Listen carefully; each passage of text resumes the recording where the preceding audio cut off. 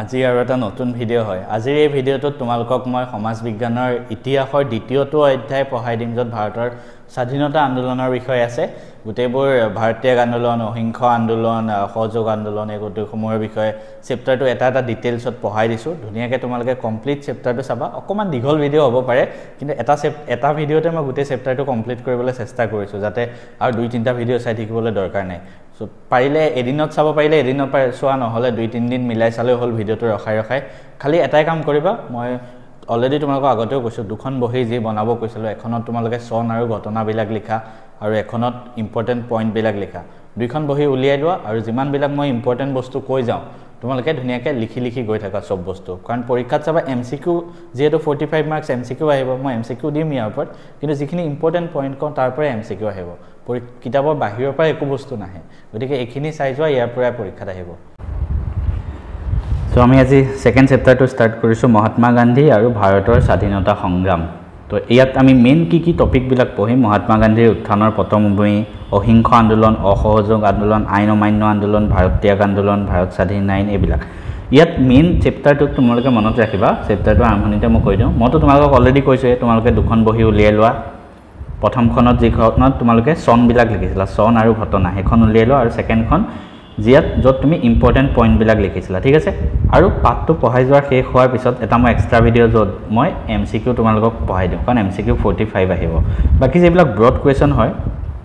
Broad question বিলাক তোমালোকে নিজে পঢ়ি যাবা ঠিক আছে ব্ৰড কোৱেশ্চন তোমালোকে নিজে মুখস্থ কৰি যাবা নিজে লিখিবা বেলেগৰ পৰা মই তোমালোকক আইডিয়া দিয়ে যাওঁ পঢ়াওঁতে কিন্তু এই চেপ্টাৰটোৰ পৰা ব্ৰড কোৱেশ্চন আহে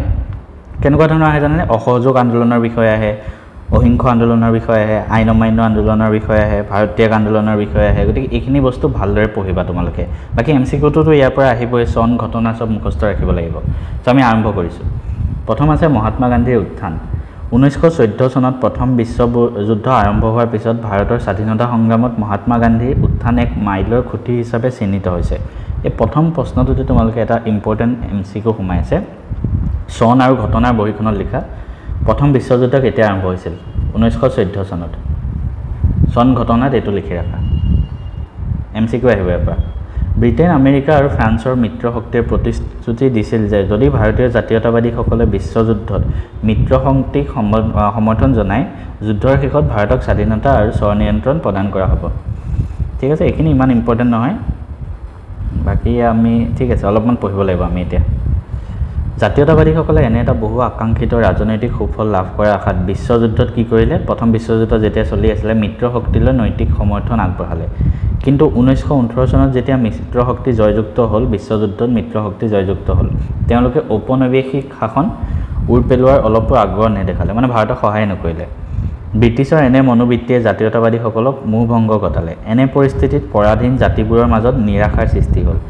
সেই সময়ত আন্তঃৰাষ্ট্ৰীয় পৰিস্থিতিও স্বাধীনতাকামী জাতিবোৰৰ মাজত জাতীয়তাবাদী চেতনাৰ উত্থানৰ বাবে অনুকূল হৈ পৰিছিল এই ক্ষেত্ৰত 1917 চনত সংঘটিত ৰুছ বিপ্লৱৰ প্ৰভাৱ উল্লেখনীয় আছিল একিতে এটা ইম্পৰ্টেন্ট পইণ্ট আহি যায় যে ৰুছ বিপ্লৱ কেতিয়া হৈছিল 1917 চনত সো সনৰ বহিখনত লিখি ৰাখা যিবিলাক পইণ্ট মই হাইলাইট কৰি যাওঁ সব ইম্পৰ্টেন্ট হয় গতিকে সব পঢ়িবা ৰুছ বিপ্লৱ কেতিয়া হৈছিল 1917 চনত ৰুছ বিপ্লৱে প্ৰমাণ কৰিছিল যে সাধাৰণ মানুহৰ মাজত অসীম বল আৰু শক্তি লুকাই আছে ৰুছ বিপ্লৱৰ প্ৰেৰণাই ভাৰতক আৰু মানে স্বাধীনতা সংগ্ৰামত আৰু আগভাগ ল'বলৈ উৎসাহ যোগাইছিল এনে সময়তে ভাৰতৰ স্বাধীনতা সংগ্ৰামত মহাত্মা গান্ধীৰ প্ৰৱেশ ঘটে গান্ধীজীয়ে ইতিমধ্যে দক্ষিণ আফ্ৰিকাৰ লগতে ভাৰতৰ চম্পাৰণ আহমেদাবাদ আৰু খেৰাত জনসাধাৰণক নেতৃত্ব দি নিজকে প্ৰতিষ্ঠিত কৰিছিল তেওঁ জাতীয়তা আন্দোলনক কেৱল সত্যাগ্ৰহ আৰু অহিংসাৰ আদৰ্শৰেই নহয় ব্ৰিটিছসকলকো দেশখন এৰি যাবলৈ বাধ্য কৰিছিল ভাৰতৰ জাতীয় আন্দোলনত নেতৃত্ব গ্ৰহণ কৰাৰ আগতে 1893 চনত দক্ষিণ আফ্ৰিকাত বৰ্ণবাদৰ বিৰুদ্ধে ভাৰতীয়সকলৰ আন্দোলন আৰম্ভ কৰিছিল বৰ্ণবাদ মানে দক্ষিণ আফ্ৰিকাত যিবিলাক কোলা মানুহ আছে কোলা মানুহক মানে বেছিকৈ শোষণ কৰিছিল অত্যাচাৰ কৰিছিল এটো বৰ্ণবাদ বুলি কোৱা হয় তাৰ বিৰুদ্ধে 1893 চনত গান্ধীজীয়ে দক্ষিণ আফ্ৰিকাত অংশ লৈছিল এই আন্দোলনত আৰু বৰ্ণবাদৰ বিৰুদ্ধে আন্দোলনৰ যেতিয়া আমাৰ নাম আহে তেতিয়া দক্ষিণ আফ্ৰিকাৰ ৰাষ্ট্ৰপতি নেলছন মেণ্ডেলা তেওঁৰ নামটো আহে 14 বছৰ বয়সতে গান্ধীজীয়ে সেই তেতিয়াই মানে বৰ্ণবাদৰ বিৰুদ্ধে আন্দোলনত তেওঁ নামি পৰিছিল এটা গান্ধীজীৰ বিষয়ে অলপমান বস্তু আছে গতিকে আমি চাব লাগিব কিমান চনত জন্ম হৈছিল 1969 চনৰ 2 অক্টোবৰ তাৰিখে গুজৰাটৰ পোৰবন্দৰ ঠাইত গান্ধীজীৰ জন্ম হৈছিল এটো পইণ্ট লিখি ৰাখা 2 অক্টোবৰ গান্ধী জয়ন্তী পাতে সকলোৱে জানে আৰু কিমান চনত 1869 তোমালোকে চনৰ বইখনতো লিখিবা এইটো এটা সাধাৰণ জ্ঞানৰ প্ৰশ্ন ভাৰতৰ প্ৰতিজন মানুহে জানিব লাগে 1891 চনত গান্ধীজীয়ে বেৰিষ্টাৰ উপাধি লৈ ভাৰতলৈ উভতি আহিছিল এইটো চনৰ বহিত লিখা এইটো ইম্পৰ্টেণ্ট তাৰপিছত তেওঁ কিছুদিন ৰাজপুত আৰু মুম্বাইত উকালতি কৰিছিলে তাৰপিছত উকালতিক পেছাগত লক্ষ্য হিচাপে লৈ 1893 চনত দক্ষিণ আফ্ৰিকাৰ নাটাললৈ যায় তালৈ গৈ দক্ষিণ আফ্ৰিকা যেতিয়া 1893 চনত মহাত্মা গান্ধী গুচি গ'ল তেতিয়া তেওঁ দেখে যে ভাৰতীয় লোকসকলৰ ওপৰত ইউৰোপীয়সকলে জাপি দিয়া ৰাজনৈতিক আৰু সামাজিক অবিচাৰ হৈ আছে বহু ক্ষেত্ৰতে তেনে অবিচাৰ দেখিবলৈ পাই তেওঁ তাৰ প্ৰতিবাদ কৰিবলৈ মনতে সংকল্প গ্ৰহণ কৰে এইটো সাউথ আফ্ৰিকাতে দক্ষিণ আফ্ৰিকাতে আৰু ভাৰতীয়সকলক দি এক বৰ্ণ বৈষম্য বিৰোধী সংগ্ৰাম আৰম্ভ কৰে তেওঁ নাটাল ইণ্ডিয়ান কংগ্ৰেছ নামৰ এটা ৰাজনৈতিক সংগঠন গঢ়ি তোলে আৰু তাৰ লগে লগে ইণ্ডিয়ান অপিনিয়ন নামৰ এখন বাতৰি কাকত উলিয়াই ভাৰতীয়সকলক ৰাজনৈতিক আৰু সামাজিকভাৱে সচেতন কৰে এইকিতে দুটা ইম্পৰ্টেণ্ট পইণ্ট আহি যায় গান্ধীজী যেতিয়া দক্ষিণ আফ্ৰিকা গ'ল কিমান চনত 1893 এইটো চনটো লিখি ৰাখা কিমান চনত মহাত্মা গান্ধী দক্ষিণ আফ্ৰিকালৈ গৈছিল 1893 সব ইম্পৰ্টেণ্ট পইণ্ট এইবিলাক লিখি ৰাখা সেকেন্ড কথা 1893 পিছত যেতিয়া তেওঁ তাত গ'ল মানে যিবিলাক ভাৰতৰ বিৰুদ্ধে শোষণ হৈ আছে গম পালে তেতিয়া তেওঁ এটা ৰাজনৈতিক সংগঠন গঢ়ি তুলিছিল এইটো নাম কি নাটাল ইণ্ডিয়ান কংগ্ৰেছ যিখন তোমালোকে নোটছ লিখা তাত এইটো পইণ্ট লিখি ৰাখা মহাত্মা গান্ধীয়ে দক্ষিণ আফ্ৰিকাত গৈ গঠন কৰা সংগঠনটোৰ নাম কি নাটাল ইণ্ডিয়ান কংগ্ৰেছ এনেকৈ প্ৰশ্ন আহিব পাৰে সেকেন্ড প্ৰশ্ন আহিব পাৰে যে তেওঁ কি বাতৰি কাকত উলিয়াইছিলে দক্ষিণ আফ্ৰিকাত গৈ কি বাতৰি কাকত ইণ্ডিয়ান অপিনিয়ন নামৰ এখন বাতৰি কাকত উলিয়াইছিলে মহাত্মা গান্ধীয়ে দক্ষিণ আফ্ৰিকাত গৈ নাটাল ইণ্ডিয়া কংগ্ৰেছ বুলি এটা সংগঠন গঢ়ি তোলে আৰু তাৰ উপৰি ইণ্ডিয়ান অপিনিয়ন নামৰ এটা বাতৰি কাকত এখন উলিয়াই তাৰ পৰা এই দুটা পইণ্ট ইম্পৰ্টেণ্ট হাইলাইট কৰি দিছোঁ সেইটো কাৰণে গান্ধীজীয়ে এই সময়ছোৱাতে অন্যায় অবিচাৰৰ বিপক্ষে কৰা সংগ্ৰামত প্ৰতিবাদী কাৰ্য হিচাপে অহিংসাক অস্ত্ৰ হিচাপে লৈছিলে এইখিনি ইয়াতে আছে বাকি আৰু ইয়াত ইমান ইম্পৰ্টেণ্ট নাই সত্যাগ্ৰহ শব্দটো গান্ধীজীয়ে দক্ষিণ আফ্ৰিকাতে প্ৰথম ব্যৱহাৰ কৰিছিলে সত্যাগ্ৰহ শব্দটোৰ বিষয়ে পৰীক্ষাত আহে সত্যাগ্ৰহ শব্দটো গান্ধীজীয়ে ক'ত প্ৰথম ব্যৱহাৰ কৰিছিলে এনেকৈ দক্ষিণ আফ্ৰিকাত লিখি ৰাখা সত্য আৰু আগ্ৰহ এই দুটা শব্দ লগ হৈ সৃষ্টি হৈছে যাৰ অৰ্থ সত্যৰ প্ৰতি আগ্ৰহ সত্যাগ্ৰহ মানে কি আমি যদি সন্ধি ভাঙো সত্য প্লাছ আগ্ৰহ মানে সত্যৰ প্ৰতি আমি যিটো আগ্ৰহ অৰ্থাৎ সত্যনিষ্ঠ হৈ কাম কৰা তো সত্যাগ্ৰহ কি মানে পৰীক্ষাত আহে সেইটো কাৰণে এইটো লিখা সত্যাগ্ৰহ আৰু গান্ধীজীৰ মতে সত্যাগ্ৰহ কেৱল একপক্ষীয় প্ৰতিৰোধ নহয় ইয়াৰ তাৎপৰ্য হ'ল জনতাই গভীৰভাৱে নেৰানেপেৰাকৈ ৰাজনৈতিক কাৰ্যকলাপত আত্মনিয়োগ কৰা সত্যাগ্ৰহৰ ভিত্তি হ'ল অহিংসা গতিকে তোমালোকে সত্যাগ্ৰহৰ বিষয়ে পৰীক্ষাত আহে মই হাইলাইট কৰা পইণ্টকেইটা লিখি ৰাখা সত্যাগ্ৰহ কাক বোলে কি হয় আৰু গান্ধীজীয়ে সত্যাগ্ৰহৰ ধাৰণাটো আহৰণ কৰোঁতে কাৰ পৰা মানে অনুপ্ৰেৰিত হৈছিলে লিঅ' টলষ্টয় আৰু থ'ৰৰ ৰচনাৰ দ্বাৰা প্ৰভাৱিত হৈছিলে এই পইণ্টটো লিখি ৰাখা কোনজন সাহিত্যিকৰ পৰা তেওঁ অনুপ্ৰেৰিত হৈছিলে সত্যাগ্ৰহ শব্দটো ব্যৱহাৰ কৰিবলৈ লিঅ' টলষ্টয় আৰু থ'ৰ দক্ষিণ আফ্ৰিকাত গান্ধীজীৰ ৰাজনৈতিক কৰ্মৰাজিয়ে তেওঁক কৰ্মঠ আৰু আদৰ্শবাদী নেতা হিচাপে প্ৰতিষ্ঠিত কৰিছিলে তেওঁ এই বাৰ্বমূৰ্তি লৈ 1915 চনত তেওঁ ভাৰতলৈ উভতি আহে 1917-18 চনত উত্তৰ বিহাৰৰ চম্পাৰণ গুজৰাটৰ খেৰা আৰু আহমেদাবাদত সংঘটিত হোৱা তিনিটা বিবাদ সমাধানৰ ক্ষেত্ৰত তেওঁ জড়িত হৈ পৰে তো কিমান চনত ভাৰতলৈ গান্ধীজী উভতি আহিছিলে চনত আকৌ লিখা 1915 চনত ভাৰতলৈ গান্ধীজী উভতি আহে কিমান চনত 1915 চনত ঠিক আছে মন থাকিব গতিকে চনবিলাক সব মুখস্থ কৰিব লাগিব কিন্তু নেক্সট চম্পাৰণৰ ভূস্বামীসকলৰ বিপক্ষে সাধাৰণ কৃষকসকলক নেতৃত্ব প্ৰদান কৰিছিল বাকী এইবিলাক গান্ধীজীৰ বিষয়ে আছে সত্যাগ্ৰহটো কেনেকৈ তেওঁ আৰম্ভ কৰিছিলে ৰাজহৰ বিপক্ষে মাত মাতিছিলে আহমেদাবাদত বঞ্চিত মিল শ্ৰমিকসকলৰ হৈ মিল মালিক পক্ষৰ বিপক্ষে থিয় দিছিলে এই প্ৰতিবাদী কাৰ্যসূচীতে তেওঁ সত্যাগ্ৰহক কৌশল হিচাপে ব্যৱহাৰ কৰিছিল য'ত আদৰ্শ আছিল সত্য আৰু অহিংসা 1914 চনত প্ৰথম বিশ্বযুদ্ধ যেতিয়া আৰম্ভ হৈছিল ভাৰতীয়সকলে ব্ৰিটিছ শক্তিক সহায় আগবঢ়াইছিল কংগ্ৰেছ দলৰ এই ক্ষেত্ৰত নৈতিক সমৰ্থন আগবঢ়াইছিল গান্ধীজীয়ে কি কৰিছিল গুজৰাটৰ কৃষকসকলক স্বৰাজ আৰু স্বশাসনৰ লাভৰ স্বাৰ্থত সৈন্যবাহিনীত যোগদান কৰিবলৈ দিছিলে মানে 1914 পৰা 18 চনৰ যুদ্ধ যেতিয়া হয় ভাৰতীয় জাতীয়তাবাদীসকলে মানে প্ৰথম যেতিয়া বিশ্বযুদ্ধ হ'ল তেতিয়া ভাৰতে কি কৰিলে ব্ৰিটিছক সহায় আগবঢ়ালে বিশ্বযুদ্ধত ব্ৰিটিছে তেতিয়া ভাৰতক এটো কৈছিলে যে পিছত আমি ভাৰতবৰ্ষক সহায় কৰিম কিন্তু জাতীয়তাবাদীসকলে কি দেখিলে যে ৰাজনৈতিক লাভৰ যি আশা কৰিছিল সেইখিনি সম্পূৰ্ণ নহ'ল যুদ্ধৰ পিছত আৰ্থিক দুৰৱস্থাই দেখা দিলে উদ্যোগবিলাকে লোকচান ভৰিলে বহুতো উদ্যোগ বন্ধ হৈ গ'ল শ্ৰমিকসকল কি হ'ল কৰ্মহীন হৈ পৰিল মূল্য বৃদ্ধি হ'ল কৃষকসকল দৰিদ্ৰ হৈ পৰিল অধিক কৰৰ বোজা বহন কৰিব লগা হ'ল যুদ্ধৰ পিছৰ সময়ছোৱাত ভাৰতীয় সমাজৰ সৰ্বস্তৰত বিৰূপ প্ৰতিক্ৰিয়াহে দেখা গ'ল ঠিক আছে আৰু সেইদৰে নগৰীয়া শিক্ষিত ভাৰতীয়সকলো কৰ্মসংস্থাপনৰ অভাৱত পৰিল 1919 চনৰ ঘটনা প্ৰবাহে ব্ৰিটিছসকলৰ প্ৰতি গান্ধীজীৰো মোহ ভংগ কৰিলে আৰু ব্ৰিটিছ সহযোগীৰ পৰিৱৰ্তে অসহযোগী হৈ পৰিল মানে কি 1914 পৰা 1940 পৰা তোমালোকে ইতিহাসটো সদায় কাহিনী হিচাপে পঢ়িব 1919 চনলৈকে কি হ'ল ৱৰ্ল্ড ৱাৰ হৈ আছিলে তো মহাত্মা গান্ধীয়ে কি কৰিলে প্ৰথম ব্ৰিটিছক সহায় কৰিলে ব্ৰিটিছে ভাৰতক কথা দিছিলে যে আমি ভাৰতবৰ্ষক সহায়হে কৰিম উল্টা গৈ পেলাই বিশ্বযুদ্ধ শেষ হ'ব দিয়া কিন্তু বিশ্বযুদ্ধৰ পিছত উল্টা ভাৰতৰ মানে বেয়াহে হ'ল অৱস্থা তো প্ৰথম বিশ্বযুদ্ধৰ পিছত ভাৰতৰ কি অৱস্থা বেয়া হৈছিলে হেতুৰ ওপৰত তোমালোকৰ চমুটুকা আহে কেতিয়াবা তেতিয়া তুমি এই গোটেই পইণ্টখিনি লিখিবা কি হৈছিলে ভাৰতবৰ্ষত বিশ্বযুদ্ধৰ পিছৰ সময়ছোৱাত সবফালে ভাৰতৰ অৱস্থা যে বেয়া হৈছিলে গতিকে তোমালোকে যিখিনি শৰ্ট নোট বনাবা মানে তাত এইটো পেৰাগ্ৰাফটোৱে লিখি ৰাখা ধুনীয়াকৈ প্ৰথম বিশ্বযুদ্ধৰ পিছত কিয় ভাৰতে মানে ব্ৰিটিছক অসহযোগী কৰিলে সেনেকুৱা ধৰণৰ প্ৰশ্ন আহিব পাৰে তো এই পইণ্টটো ধুনীয়াকৈ লিখি ৰাখা ইয়াত চব লিখা আছে এতিয়া ৰাওলাট আইনৰ বিষয়ে চমুটুকাও আহে হা ৰাওলাট আইনৰ বিষয়ে চমুটুকা আহে গতিকে ধুনীয়াকৈ তোমালোকে এইখিনি পঢ়িবা 1917 চনত যেতিয়া বিশ্বযুদ্ধ চলি আছে ভাৰতৰ গভৰ্ণৰ কোন আছিলে জেনেৰেল লৰ্ড চেমছফৰ্ডে ন্যায়াধীশ সিডনী ৰাওলাটৰ অধ্যক্ষতাত বিদ্ৰোহী কাৰ্যকলাপৰ প্ৰকৃতি আৰু পৰিৱেশৰ বিষয়ে অনুসন্ধান কৰিবলৈ এখন আয়োগ গঠন কৰি দিছে প্ৰয়োজন সাপেক্ষে বিধানপালিকাক এই ক্ষেত্ৰত পৰামৰ্শ দিবলৈ আয়োগক নিৰ্দেশ দিয়া হৈছিল এই আয়োগৰ পৰামৰ্শ মতে 1919 চনত ৰাওলাট আইন প্ৰণয়ন কৰিছিল এইটো ইম্পৰ্টেণ্ট হয় এইটো এমচিকিউ আহিব পাৰে তো চনৰ বহিত আকৌ লিখা কিমান চনত ৰাওলাট আইন হৈছিল 1919 চনত বহুত ইম্পৰ্টেণ্ট মোষ্ট ইম্পৰ্টেণ্ট হয় এইটো 1919 ৰাওলাট আইন আৰম্ভ হৈছিল উক্ত আইনখনে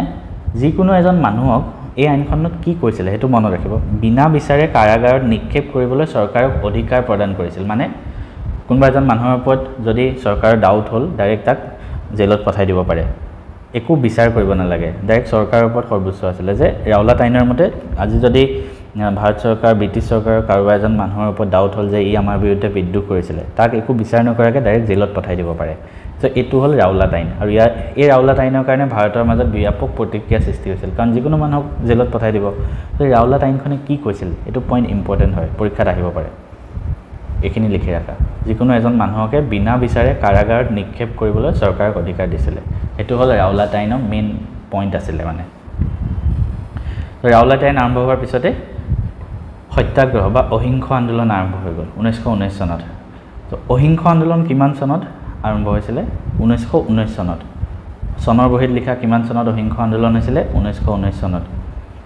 ৰাওলাট আইনৰ প্ৰতিবাদত হৈছিলে শৰ্ট নোট যিখনত লিখিছে তাত লিখা ৰাওলাট আইনৰ প্ৰতিবাদত 1919 চনত অহিংস আন্দোলন আৰম্ভ হৈছিলে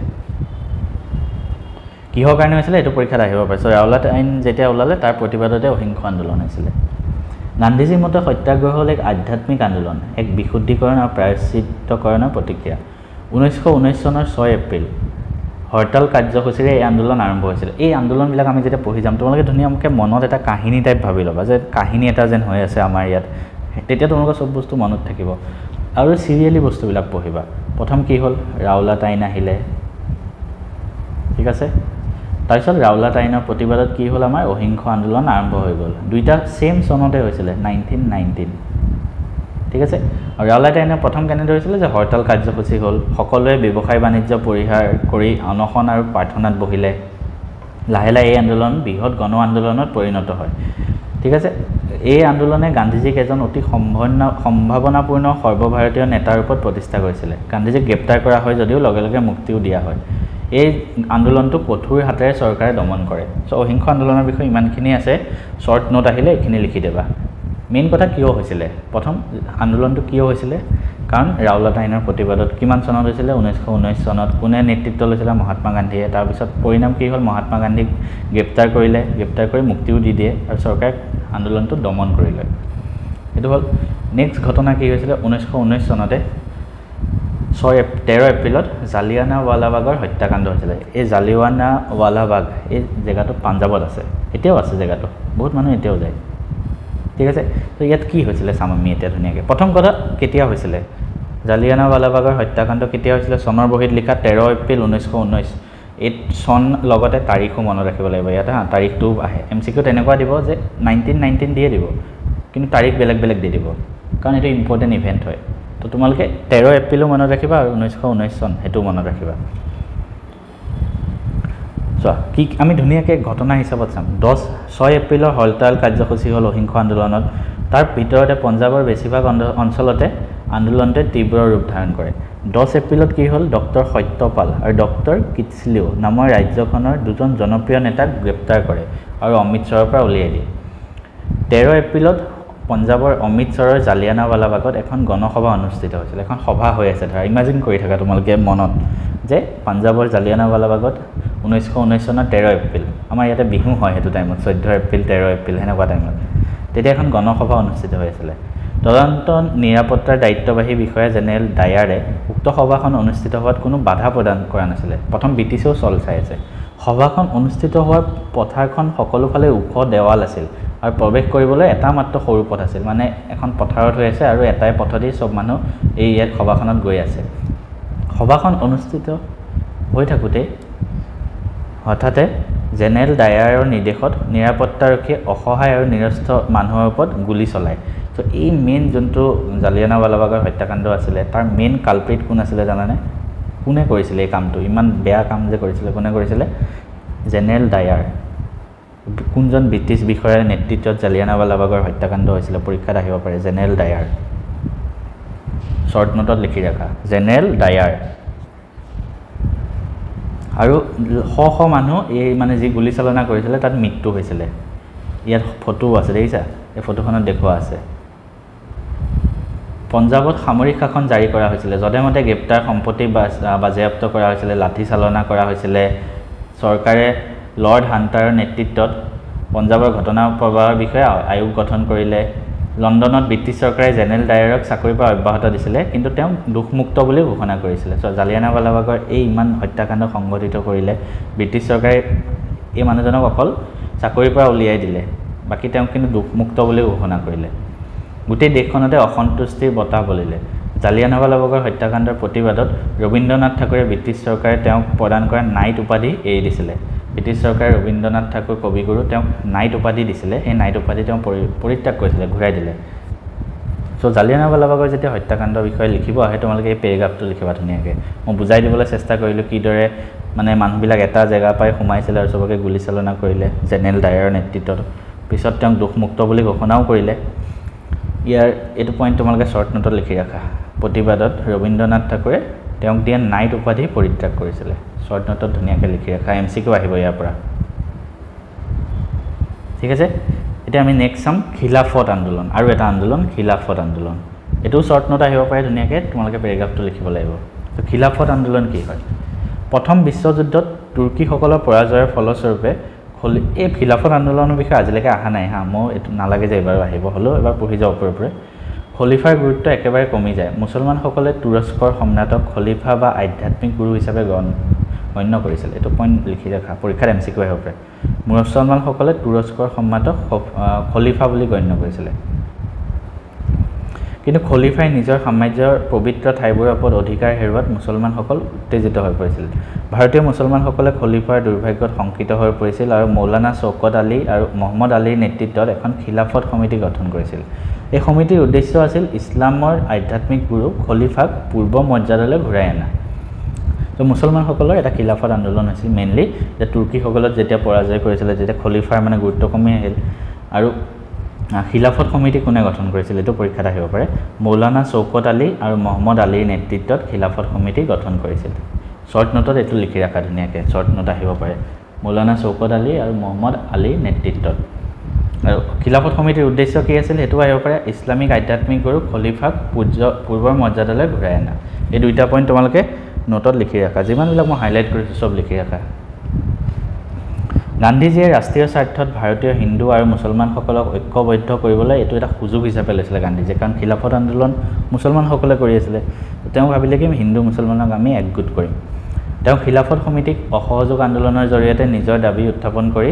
চৰকাৰক মানে বাধ্য কৰিব লাগে বুলি ক'লে আৰু চ' হিন্দু মুছলমানক একগোট কৰিবলৈ গান্ধীজীয়ে খিলাফত আন্দোলনৰ সহায় ল'লে ওলোটাই ইয়াৰ পিছত 1920 চন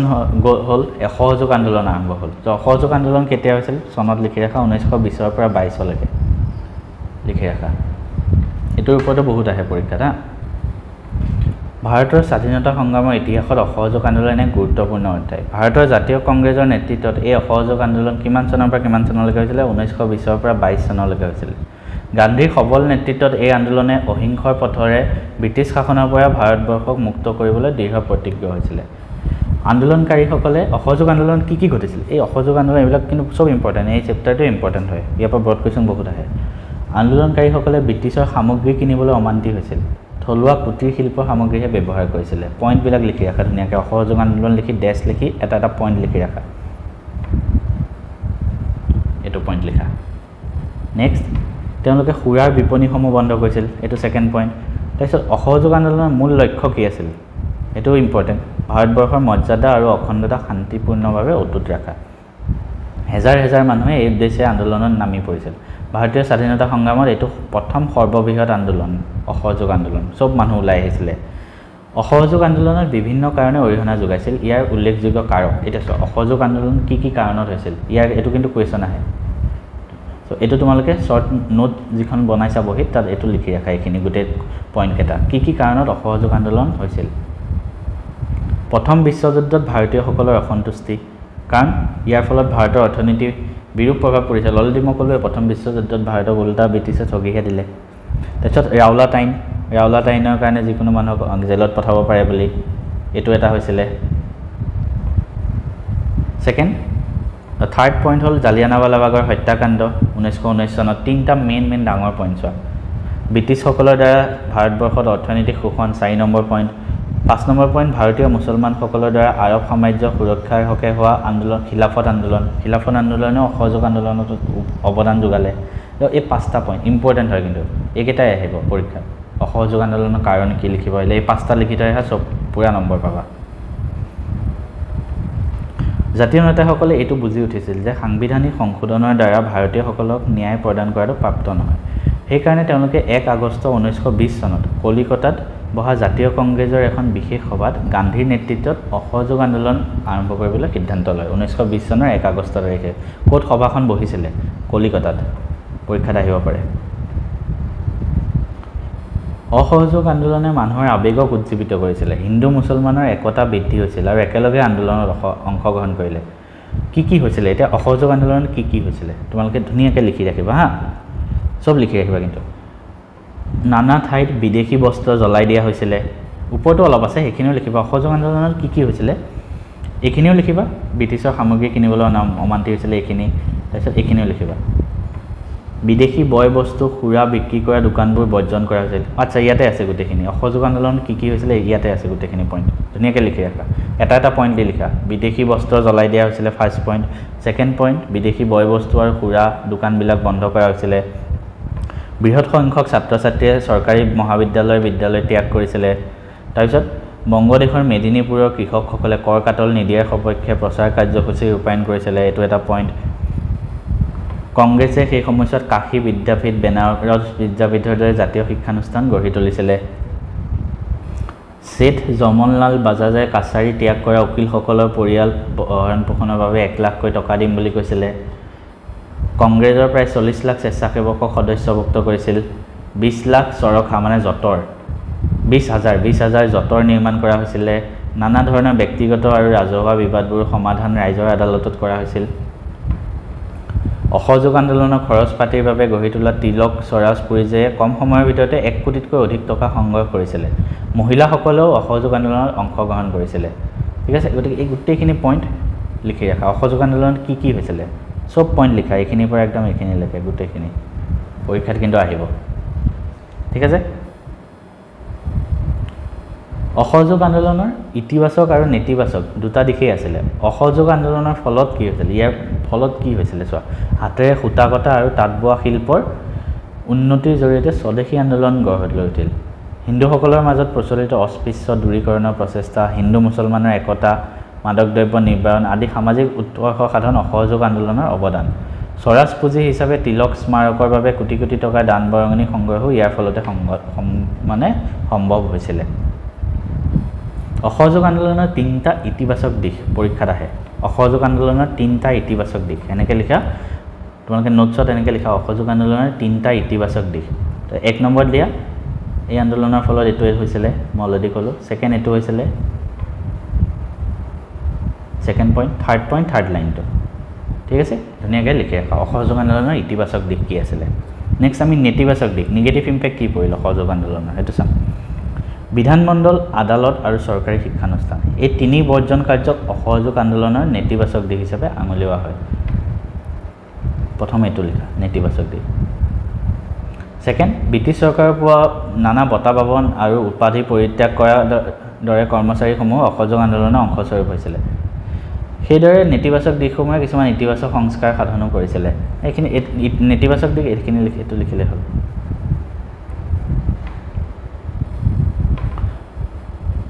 অসহযোগকাৰীসকলে যাতে অহিংসা নীতি সকলো সময়তে মানি চলে আৰু বাকি এইখিনি ইমান ইম্পৰ্টেণ্ট নহয়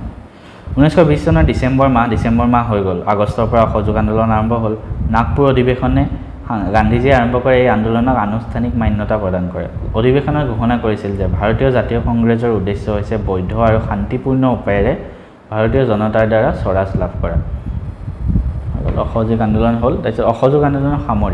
সামৰণি অসহযোগ আন্দোলন 1920 চনত আৰম্ভ হৈছিল আৰু 1922 চনত শেষ কৰি দিছিল ব্ৰিটিছ চৰকাৰে এটা আমি সামৰণিটোৰ বিষয়ে পঢ়িম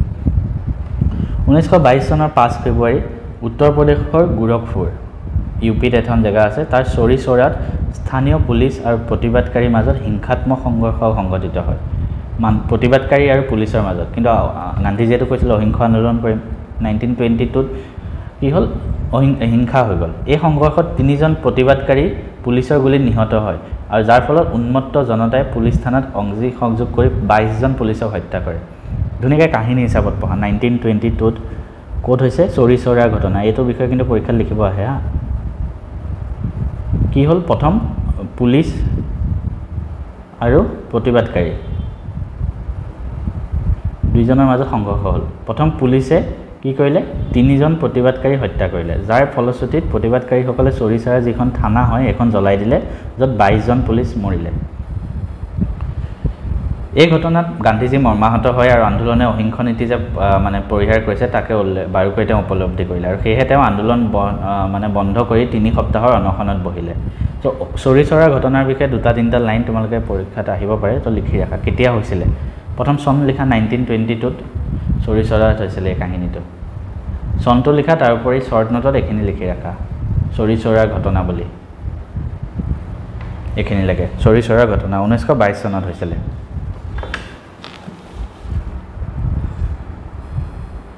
যিকি নহওক কংগ্ৰেছৰ কাৰ্যবাহী কমিটিয়ে গান্ধীজীৰ সিদ্ধান্তক সন্মতি জনাই 1922 চনৰ 12 ফেব্ৰুৱাৰী তাৰিখে অসহযোগ আন্দোলনৰ অন্ত কৰে অন্ত মেইনলি এইটোৱে পৰে গান্ধীজীয়ে অহিংস আন্দোলন হোৱাটো বিচাৰিছিলে কিন্তু চৰি চৰাত অলৰেডি ঘটনা হৈ গ'ল তো সেইটো কাৰণে সেই দুখতে আৰু গান্ধীজীয়ে অনশন বন্ধ বহিলে আৰু অসহযোগ আন্দোলন শেষ কৰিলে 10 মাৰ্চ 1922 চনৰ 10 মাৰ্চত গান্ধীজীক আটক কৰা হয় আৰু বিদ্ৰোহত উদগনি জনোৱাৰ অপৰাধত 6 বছৰ কাৰাদণ্ড বিহা হয় যাৰ ফলত আৰু বেছি আন্দোলনহে হয় উল্টাই তো গান্ধীজীক কেতিয়া আটক কৰা হয় আৰু গ্ৰেপ্তাৰ কৰা সেইটো মনত ৰাখিবা এইটো পৰীক্ষাত আহিব পাৰে 1922 চনত বিদ্ৰোহত উদগনি যোগোৱাৰ অপৰাধত মহাত্মা গান্ধীক আটক কৰা হয় মনত ৰাখিবা তাৰপিছত নেক্সট ঘটনা কি আমি ঘটনাকে পঢ়িম ধুনীয়াকৈ প্ৰথম অসহযোগ আন্দোলন হ'ল 1920 পৰা 22 চনলৈকে মানে কি কাৰণত হ'ল তাৰপিছতে চৰি চৰাত সেই ঘটনাটো হৈ গ'ল সেইটো কাৰণে অসহযোগ আন্দোলন বন্ধ কৰি দিলে গান্ধীজীয়ে তাৰপিছত গান্ধীজীক গ্ৰেপ্তাৰ কৰি ল'লে সাইমন কমিছন তাৰপিছত কি হ'ল 1919 চনত ভাৰত চৰকাৰৰ আইন প্ৰণয়ন হোৱাৰ 10 বছৰ পিছত কিমান চনত ভাৰত চৰকাৰৰ আইন প্ৰণয়ন হৈছিল পৰীক্ষাত আহে এইটো মনত ৰাখিবা চনটো লিখি ৰাখা আইনখনৰ কাৰ্যকাৰিতাৰ বিষয়ে অনুসন্ধান কৰিবলৈ ব্ৰিটিছ চৰকাৰে এখন আয়োগ গঠন কৰিলে সেই আয়োগৰ মৰ্মে 1928 চনত অসহযোগ আন্দোলনৰ 6 বছৰ পিছত ছাৰ জন চাইমনৰ নেতৃত্বত এজন সাতজনীয়া এখন আয়োগে ভাৰতত মানে আহে কিন্তু উক্ত আয়োগত কোনো এজন ভাৰতীয় সদস্য নোহোৱাৰ প্ৰতিবাদত কংগ্ৰেছে আয়োগখনক বৰ্জন কৰে চাইমন ঘূৰি যোৱা ধনীৰে কংগ্ৰেছে প্ৰতিবাদ সাব্যস্ত কৰে এনেকৈ চাইমন গো বেক কাৰণ চাইমন কমিশ্যন কেতিয়া ভাৰতলৈ আহিছিল এইটো প্ৰশ্ন আহে 1928 চনত চাইমন কমিশ্যন কেতিয়া ভাৰতলৈ আহিছিল চনত লিখা 1928 চন চাইমন কমিশ্যন ভাৰতলৈ আহিছিল আৰু কেইজন মানুহ আছিলে 7জন সেইটো এমচিকিউ আহিব পাৰে 7জন আছিলে সেই আয়োগত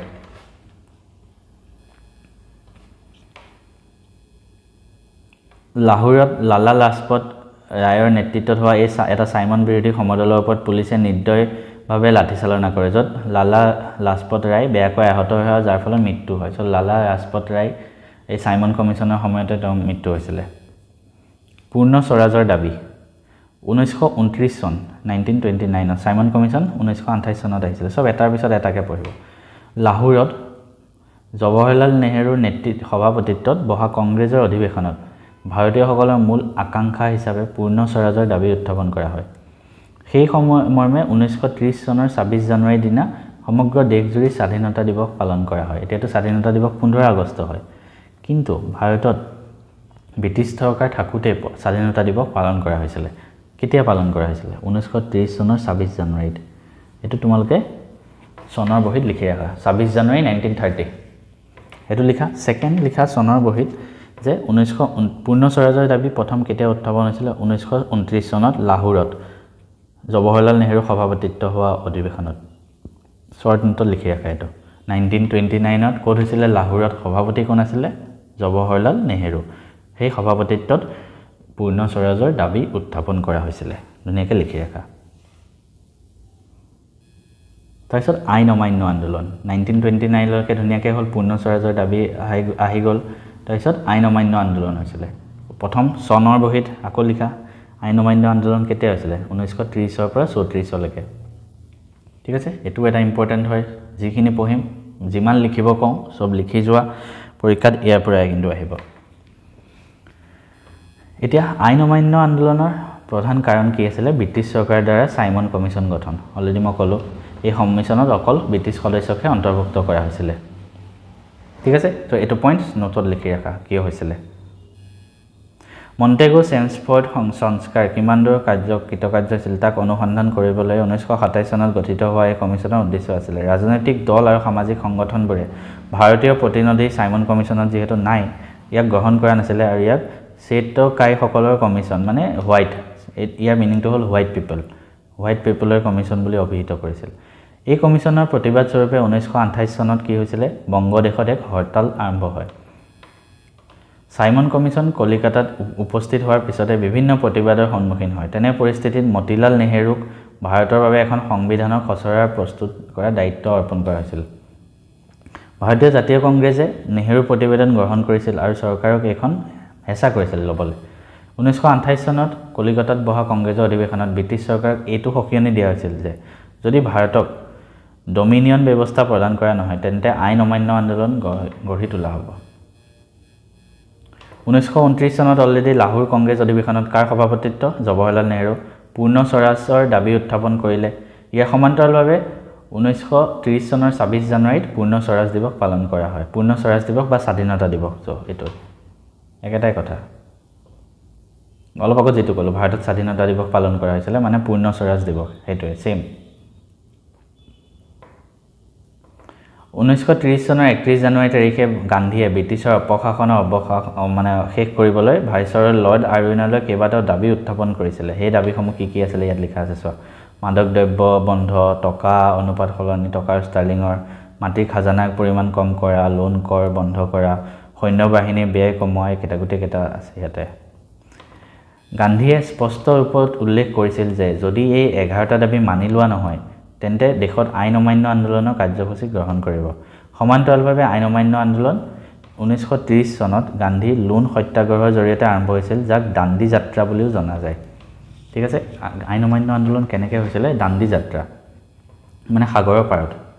গতিকে এই পইণ্টটো লিখি ৰাখা আইন অমান্য আন্দোলন 1930 চনত গান্ধীৰ লোন সত্যাগ্ৰহৰ জৰিয়তে মানে হৈছিলে যাক দাণ্ডি যাত্ৰা বুলি জনা যায় তো দাণ্ডি যাত্ৰা কেতিয়া হৈছিলে হেতুও পৰীক্ষাত আহে 1930 চনত মনত ৰাখিবা আইন অমান্য আন্দোলনতে দাণ্ডি যাত্ৰা হৈছিলে 1930 চনৰ 12 মাৰ্চত এই যাত্ৰা আৰম্ভণি হৈছিলে সেইদিনা গান্ধী আৰু তেওঁৰ অনুগামীসকলে আহমেদাবাদৰ কি কৰিছিলে সো আমি এটা ধুনীয়াকৈ দাণ্ডি যাত্ৰা কি হৈছিলে আমি হেতু চাম আৰু সেইখিনি আমি শৰ্ট নোট লিখি ৰাখিম এই যাত্ৰা আৰম্ভণি হৈছিলে সেইদিনা গান্ধী আৰু তেওঁৰ অনুগামীসকলে 1930 চনৰ 12 তাৰিখে মাৰ্চৰ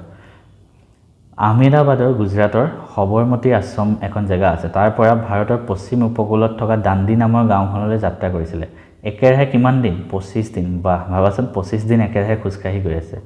প্ৰায় 385 কিলোমিটাৰ দূৰত্ব অতিক্ৰম কৰাৰ পিছত তেওঁলোক 6 এপ্ৰিলত গৈ দাণ্ডিত উপস্থিত হয় আৰু ইয়াতে লোন আইনৰ বিৰোধিতা কৰি গান্ধীয়ে নিজে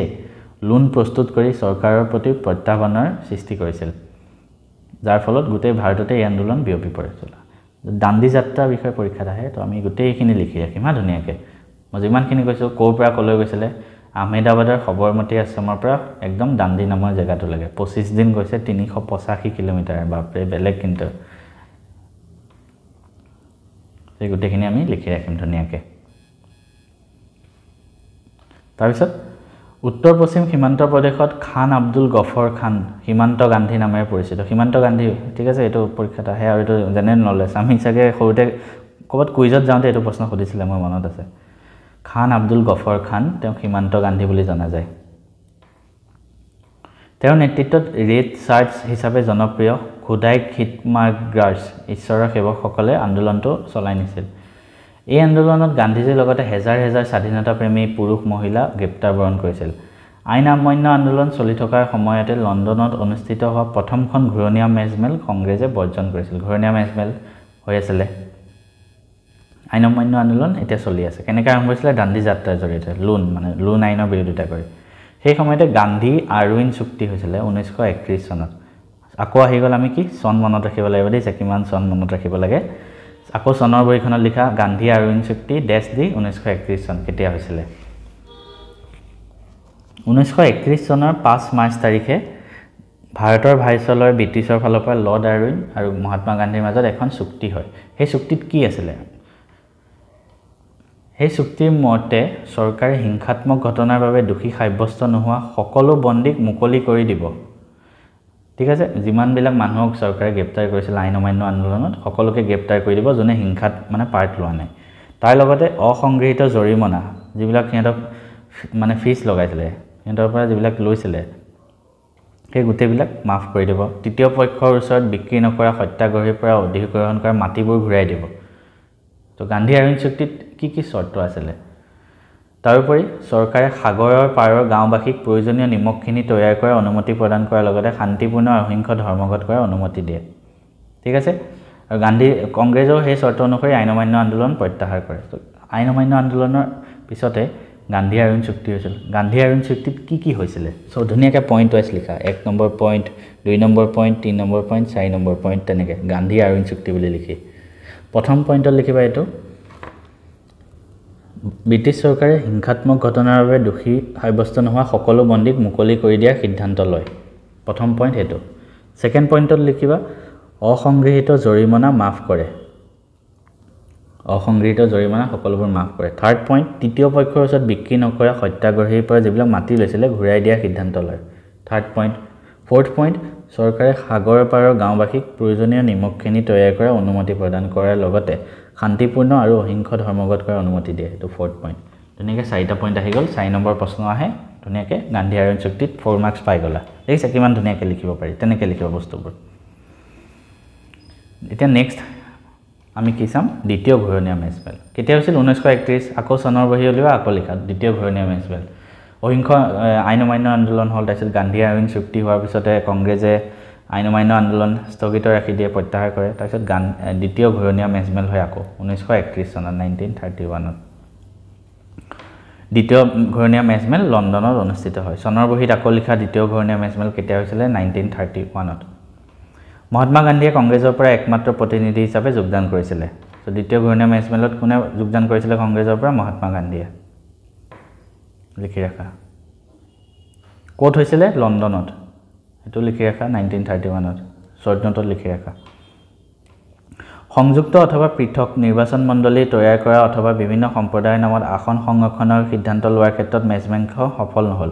মানে দ্বিতীয় ঘূৰণীয়া মেজমেণ্ট সফল নহল গান্ধীজীয়ে নিৰাশ মনেৰে ভাৰতলৈ ঘূৰি আহে তাৰ ফলত কি হ'ল আকৌ আইন অমান্য আন্দোলন আৰম্ভ হৈ গ'ল কাৰণ দ্বিতীয় ঘূৰণীয়া মেজমেণ্ট সফল নহল 1932 আকৌ আইন অমান্য আন্দোলন আৰম্ভ হৈ গ'ল 1931 চনৰ আইন অমান্য আন্দোলন পুনৰ আৰম্ভ হয় কিন্তু আন্দোলন প্ৰকৃতপক্ষে আৰম্ভ হোৱাৰ আগতে মহাত্মা গান্ধীৰ লগতে তদানীন্তন কংগ্ৰেছ সভাপতি বল্লভভাই পেটেলক গ্ৰেপ্তাৰ কৰি দিয়ে চৰকাৰে বলপূৰ্বকভাৱে কংগ্ৰেছৰ কাৰ্যালয় অধিগ্ৰহণ কৰে গণসমাৱেশবোৰক চেদেলি বেদেলি কৰিবলৈ ঠায়ে ঠায়ে লাঠি চালনা কৰা হৈছিল আনকি শিশু আৰু তিৰোতাৰ ওপৰতো অত্যাচাৰ কৰা হৈছিল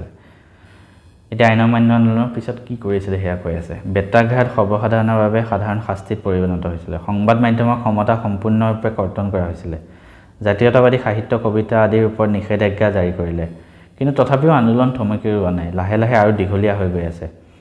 1933 চনত মে মাহত আন্দোলন সম্পূৰ্ণৰূপে স্থিমিত হৈ পৰিছিল আৰু 1936 চনত মে মাহত ইয়াক প্ৰত্যাহাৰ কৰা হৈছিল সো আইন অমান্য আন্দোলন ব্ৰিটিছ চৰকাৰে কিদৰে মানে দমন কৰিছিল এইখিনি লিখিবা তেতিয়া ঠিক আছে এইখিনি লিখিবা আইন অমান্য আন্দোলন কিদৰে দমন কৰিছিল হেতু আহিলে সাম্প্ৰদায়িক বাটুৱাৰা 1932 চন মানে কি হৈছিল চোৱা আইন অমান্য আন্দোলনৰ অস্থিৰ সময়ছোৱাত যেতিয়া ব্ৰিটিছ প্ৰধানমন্ত্ৰী ৰামছে মেকডোনাল্ডে 1935 চনত সাম্প্ৰদায়িক বাটুৱাৰাৰ কথা ঘোষণা কৰে ব্ৰিটিছসকলৰ বিভাজন আৰু শাসন নীতিয়ে নতুন ৰূপ ধাৰণ কৰে ব্ৰিটিছসকলে মানে ভাৰতক বিভাজন কৰিব বিচাৰিছিলে ভাৰতৰ মানুহৰ মাজত কাজিয়া লগাব বিচাৰি আছিলে শিখ খ্ৰীষ্টান আৰু মুছলমানৰ দৰে সংখ্যালঘু সম্প্ৰদায়ক পৃথক নিৰ্বাচন মণ্ডল প্ৰদান কৰাৰ উপৰি অন্যান্য পিছপৰা শ্ৰেণীকো সংখ্যালঘু গঠন কৰে যাৰ ফলত হিন্দুসকলৰ পৰা পৃথক কৰি দিয়ে মানে কাজিয়া লগায় ভাৰতৰ মানুহৰ মাজত সেই ঘোষণাৰ বিৰোধিতা কৰি সেই সময়ত কাৰাগাৰত থকা গান্ধীজীয়ে আমৰণ অনশন আৰম্ভ কৰে এনেদৰে তেওঁ পুনে চুক্তিৰ জৰিয়তে অন্য হিন্দুৰ লগত দলিতসকলকো যুটীয়া নিৰ্বাচন মণ্ডলত অন্তৰ্ভুক্ত কৰাত সফল হৈছিল পুনে চুক্তিৰ দ্বাৰা ব্ৰিটিছসকলে বাটুৱাৰী নীতিক সংশোধন কৰিবলৈ সন্মত হৈছিল গান্ধীজীয়ে অস্পৃশ্যতা বিৰোধী আন্দোলনৰ লগতে সম্পূৰ্ণৰূপে যুক্ত হৈ পৰিছিল আৰু ইয়াৰ ফলত হৰিজন সেৱক সংঘ প্ৰতিষ্ঠা হৈছিল এইখিনি ইমান ইম্পৰ্টেণ্ট নহয় পৰীক্ষাত অহা নাই আজিলৈকে জাষ্ট ওপৰৰ পৰা চাই ৰাখা আৰু কংগ্ৰেছৰ মন্ত্ৰীসভাৰ গঠন 1937 পৰা 39 লৈকে কি হৈছিল চোৱা 1935 চনত ভাৰত চৰকাৰ আইন প্ৰণয়ন কৰি ব্ৰিটিছ চৰকাৰে ভাৰতৰ প্ৰাদেশিক স্বায়ত্ব শাসন প্ৰদান কৰে নিৰ্বাচনৰ ফল অনুসৰি পাঞ্জাব সিন্ধু প্ৰদেশ আৰু বংগদেশৰ বাহিৰে 11খন প্ৰদেশনৰ আনখনতে কংগ্ৰেছ চৰকাৰ গঠন কৰে ঔপনিৱেশিক ৰাষ্ট্ৰৰ বিকল্প হিচাপে ভাৰতৰ কংগ্ৰেছ দলৰ সন্মান অধিক হৈ পৰে কংগ্ৰেছ চৰকাৰৰ পদত্যাগ 1939 তাৰপিছত কি হ'ল দ্বিতীয় মহাযুদ্ধ আৰম্ভ হোৱাৰ লগে লগে কংগ্ৰেছ আৰু ৰাষ্ট্ৰীয় বিধান পৰিষদৰ নিৰ্বাচনত সদস্যসকলৰ লগত আলোচনা নকৰাকৈ ভাৰত চৰকাৰে কি কৰে জাৰ্মানীৰ বিপক্ষে ভাৰতকো যুদ্ধত অংশগ্ৰহণ হ'ব বুলি ঘোষণা কৰে কংগ্ৰেছে দাবী কৰিলে যে যিহেতু ভাৰতৰ জনসাধাৰণৰ সন্মতি অবিহনে যুদ্ধ ঘোষণা কৰা হৈছিল দ্বিতীয় বিশ্বযুদ্ধত ভাৰতবৰ্ষৰ এখন স্বাধীন ৰাষ্ট্ৰ হিচাপে স্বীকৃতি নোহোৱালৈকে এই যুদ্ধৰ লগত যুক্ত হ'ব নোৱাৰিব সেই মৰ্মে কংগ্ৰেছৰ সকলো মন্ত্ৰীসভাই 1939 চনত পদত্যাগ কৰে আমি এইখিনি জাষ্ট কাহিনী হিচাপে পঢ়ি আছোঁ ইয়াৰ পৰা পৰীক্ষাত ইমান নাহা নাই আজিলৈকে পাকিস্তানৰ দাবী 1940তে আৰম্ভ হৈছিল চোৱা কংগ্ৰেছ মন্ত্ৰীসভাৰ সভাবোৰৰ পদত্যাগক মুছলিম লীগে 1939 চনৰ 22 ডিচেম্বৰত মুক্তি দিৱস হিচাপে পালন কৰে মুক্তি দিৱস হিচাপে কেতিয়া পালন কৰিছিল চনত লিখা মুছলিম লীগে 1939 22 ডিচেম্বৰত মুক্তি দিৱস পালন কৰে পৰীক্ষাত আহিব পাৰে মুছলিম লীগৰ লাহোৰ অধিৱেশন 1940ত জিন্নাই মুছলিমৰ লীগৰ যেটো মেইন আছিল জিন্না তেওঁ সভাপতিৰ ভাষণত দ্বিজাতি তত্ত্বৰ ওপৰত গুৰুত্ব আৰোপ কৰি মুছলমানসকলৰ বাবে খুকিয়া গৃহভূমি দাবী কৰে পাকিস্তান যে লাগে তেতিয়া পাই মানে ইহঁতে কোৱা আৰম্ভ কৰিছিল যেটো তেওঁ পাকিস্তান বুলি অভিহিত কৰিছিল জাতীয় আন্দোলনক দুৰ্বল কৰাৰ বাবে ইংৰাজসকলেও এটো উৎসাহিত কৰিলে কাৰণ ইংৰাজে ভালে পালে হিন্দু আৰু মুছলমানৰ মাজত কাজিয়া হ'ব তো ভাৰতৰ যেটো শক্তি হেতু কমি যাব এটো কাৰণে মুছলিম লীগক সাপোৰ্ট কৰি দিলে ব্ৰিটিছে ব্যক্তিগত সত্যাগ্ৰহ 1940 আচ্ছা পাকিস্তানৰ দাবী কেতিয়া আৰম্ভ হৈছিল এটো পৰীক্ষাত আহিব পাৰে হা 1940 হৈছিল এটো সন্তু লিখি ৰাখা পৰীক্ষাত আহিব পাৰে কোনে দাবী কৰিছিল জিন্নাই লিখি ৰাখা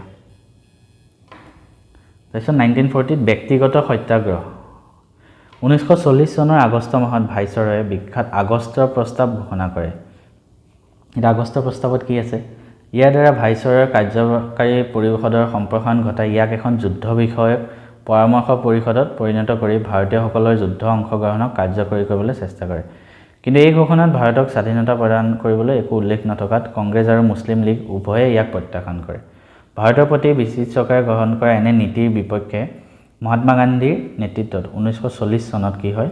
ব্যক্তিগত সত্যাগ্ৰহ কাৰ্যসূচী আৰম্ভ কৰে।